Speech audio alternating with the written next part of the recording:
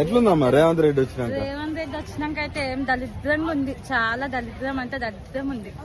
ఏది మంచిగా లేదు, ఏమి ఇస్తున్నారని బీదోళ్ళకి అందరికి నాశనం చేసినారు. ఏమి ఇస్తున్నారని అంటే ఆయన ఏమంటున్నాడు అంటే మిమ్మల్ని కోటీశ్వరాలను చేద్దామని ఏడికన్నా పోతే నన్ను దొంగను చూసినట్టు చూస్తారంటుండు. కనిపిస్తుంది కదా కోటీశ్వరాలు ఎంతగానం చేసిండు వాడు. ఏం మంచిగా చేయలే. ఆయన ఉన్న ఒకటే సచ్చిన ఒకటే. ఎందుకంటే బీదోళ్ళను దోసుకరిన్నారు. ఎందుకు అది భూమి నుండి కూడా వేస్తారు. అంటే మిమ్మల్ని కోటీశ్వరాలను చేద్దామని ఏడికైనా పోతే దొంగను చూసినట్టు చూస్తారు అంటుండు. మరి దొంగ కాబట్టి దొంగను చూసినట్టు చూస్తున్నారు. మంచిదైతే ఆయన కాలు మొక్కుతుండే కదా లోకము.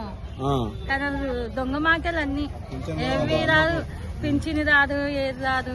4,000 కదమ్మా, 4,000 వేస్ట్ అన్ని మాటలు అన్ని వేస్ట్. కానీ 4,000 లేవు, ఏం లేవు.